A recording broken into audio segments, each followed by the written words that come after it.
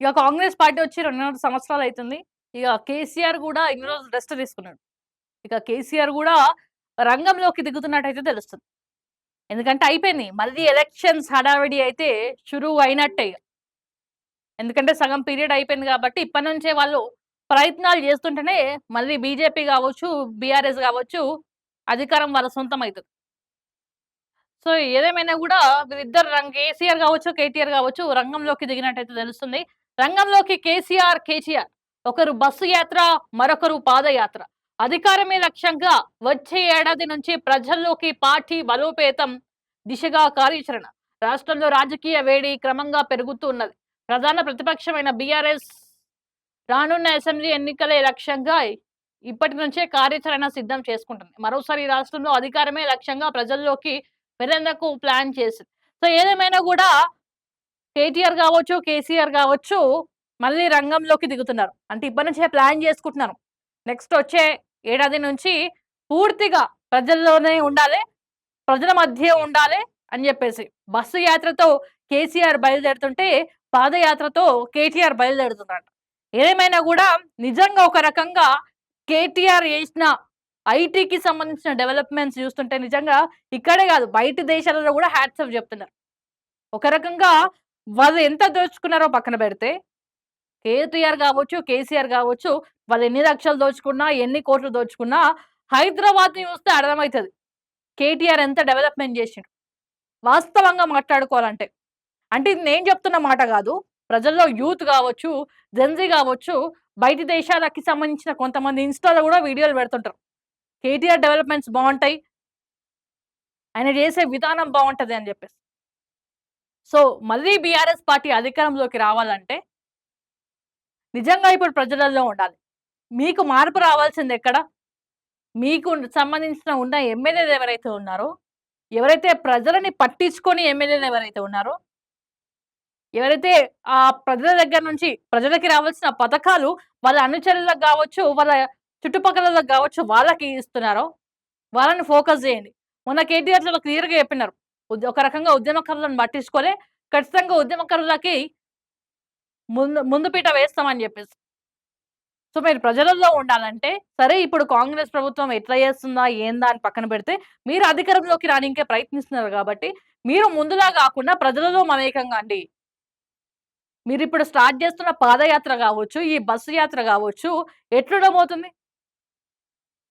అంటే ఏ రకంగా స్టార్ట్ జేస్తారు? మీరు చేసే మైనస్‌లు చూపించి మీరు స్టార్ట్ జేస్తారు. మీరు గతంలో మీరేం చేసిర్రో చూపించి స్టార్ట్ జేస్తారు. సో, ఈ పాదయాత్ర గావచ్చు, బస్సు యాత్ర గావచ్చు, ఈ పాదయాత్ర, బస్సు యాత్ర లాగా ఉండకుండా ప్రజల కష్టాలు తెలుసుకునే విధంగా ఉండాలి గదా! తెలుసుకున్న తర్వాత గూడా మళ్ళీ అది అటే పోతది. మళ్ళీ మీరొస్తారా? మమ్మల్ని గెలిపియండి మేము మంచిగా చేస్తాం. రేవంత్ రెడ్డి వేస్ట్. రేవంత్ రెడ్డికి ఏం చేయనీకి రాదు. ఇవన్నీ చెప్పుకుంటా పోతారు తప్ప ఇంకేముండదు. సో, ప్రజలు గూడా ఒకసారి ఆలోచించాలి. మీ ఇంటి దగ్గరికి గావచ్చు, మీ కడప దగ్గరికి గావచ్చు, ఎంతమందొచ్చినా గూడా మీరు ఎట్లాంటి నాయకుడికి ఓటేస్తున్నారు? ఎట్లాంటి ఎమ్మెల్యేని మీరు చూజ్ చేసుకుంటున్నారు? ఎలాంటి నాయకులు మీ నియోజకవర్గానికి గావాలి? అని జెప్పేసి ఒకసారి దానిపైన గూడా ప్రజలు ఆలోచించాలి. ఎందుకంటే ఈ పాదయాత్రలు గావచ్చు, ఈ బస్సు యాత్రలు గావచ్చు, ఇంకా ఏ యాత్రలు గావండి, ఏ యాత్రలైనా గావండి. వాళ్ళకి సంబంధించి వాళ్ళ స్వార్థాల కోసం వాళ్ళొస్తుంటారు తప్ప, ప్రజల కోసం ఆలోచించే నాయకులు చాలా తక్కువ. ఇప్పుడున్న మన తెలంగాణ రాష్ట్రంలో గూడా. బస్సు యాత్ర గురించి చదువుదాం కేసీఆర్ గురించి. తెలంగాణ ఉద్యమ కాలంలోనూ రాష్ట్ర ఆవిర్భావం తర్వాత కూడా ప్రజల మధ్య విస్తృతంగా పర్యటించిన కేసీఆర్ మళ్ళీ రాష్ట్ర వ్యాప్తంగా బస్సు యాత్ర చేపట్టాలని భావిస్తున్నారు. రైతులు, మహిళలు, యువత, ఉద్యోగులు వివిధ వర్గాల సమస్యలను నేరుగా తెలుసుకుంటూ ప్రభుత్వ విధానాలపై ప్రజల్లో అవగాహన కల్పించేందుకు సంసిద్ధమవుతున్నారు. ప్రతి జిల్లాలో ముఖ్య సమావేశాలు, ప్రజా ప్రతినిధులతో భేటీ, కార్యకర్తల సమావేశాలు నిర్వహించే అవకాశం ఉన్నట్లు తెలుస్తుంది. ముఖ్యంగా బీఆర్ఎస్ బలహీనపడిన ప్రాంతాల్లో పార్టీ శ్రేణులకు కొత్త ఉత్సాహం నింపడమే యాత్ర ప్రధాన ఉద్దేశంగా ఉండవచ్చని విశ్లేషకులు భావిస్తున్నారు. మరోవైపు కేటీఆర్ రాష్ట్ర వ్యాప్తంగా పాదయాత్ర చేపట్టి అవకాశాలపైన చర్చ నడుస్తుంది. యువత, నిరుద్యోగులు, రైతులు, పట్టణ మధ్యతరగతి వర్గాలతో నేరుగా మమేకం కావడానికి పాదయాత్ర ఉత్తమ మార్గమేనని అభిప్రాయం పార్టీ నాయకత్వంలో ఉన్నట్లు తెలుస్తుంది. రానున్న అసెంబ్లీ ఎన్నికల్లో మళ్ళీ అధికారంలోకి రావడమే బీఆర్ఎస్ ప్రధాన లక్ష్యంగా కనిపిస్తుంది. ఇందుకోసం పార్టీ ఒకవైపు సంస్థాగత బలోపేతంపై దృష్టి పెట్టగా, మరోవైపు ప్రజా ఉద్యమాలు, రాష్ట్ర వ్యాప్త యాత్రల ద్వారా ప్రజలతో ప్రత్యక్ష సంబంధాలను పెంచుకోవాలని భావిస్తుంది. విద్యార్థి యువజన నేతలతో భేటీ. ఎన్నికల సమయంలో ప్రజలకు ఇచ్చిన హామీల అమల్లో కాంగ్రెస్ ప్రభుత్వం విఫలమైందని అంశాన్ని ప్రజల్లోకి బలంగా తీసుకెళ్లేందుకు ఇప్పటికే వరంగల్‌లో రైతు సదస్సు నిర్వహించింది. త్వరలోనే తెలంగాణ భవన్‌లో యువజన విద్యార్థి నేతలతో సమావేశం నిర్వహించేందుకు సన్నాహాలు చేస్తున్నట్లు తెలుస్తుంది. కేటీఆర్, హరీష్ రావులతో పాటు పార్టీ ముఖ్య నేతలు రేవంత్ ప్రభుత్వంపై రోజుకో ఆరోపణ విమర్శలతో విరుచుకుపడుతున్నారు. ఇదే ఒరవడికి కొనసాగిస్తూ ఇప్పటికే ఆ అసెంబ్లీతో పాటు ప్రజా వేదికలు, సామాజిక మాధ్యమాలు, జిల్లా స్థాయిలో కార్యక్రమాల ద్వారా ఈ అంశాలను ప్రజల్లోకి నిరంతరం తీసుకోవాలని టీఆర్ఎస్ పార్టీ భావిస్తుంది. ఏదేమైనా కూడా ఇదొక మంచి నిర్ణయమే అనుకోవచ్చు.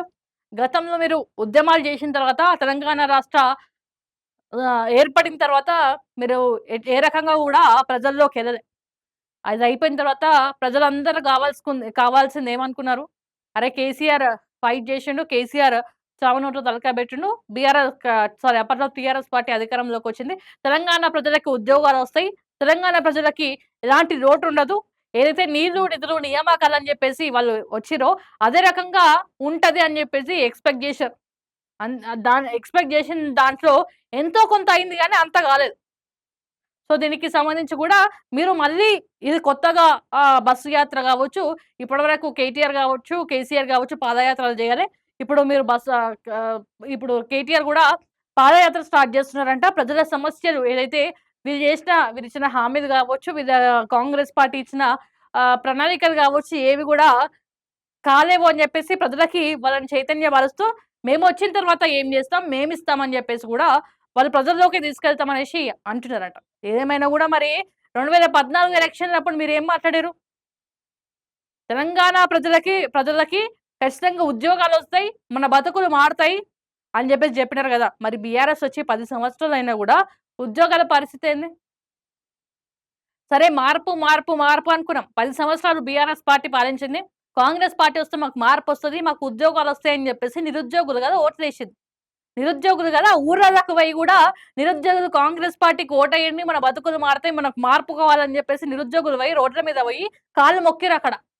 రేవంత్ రెడ్డిని గెలిపియండ్రా నాయన, కాంగ్రెస్ పార్టీని గెలిపియండి, మన బతుకులు మారతాయని. సో, ఇప్పుడేమైంది? నిరుద్యోగుల పరిస్థితి ఇప్పుడేమైంది? ఏ నిరుద్యోగులనైతే అడ్డం పెట్టుకొని మీరు గెలిచిర్రో, అదే నిరుద్యోగులను ఇప్పుడు రోడ్డు పాలు చేసిర్రు గదా కాంగ్రెస్ పార్టీలు.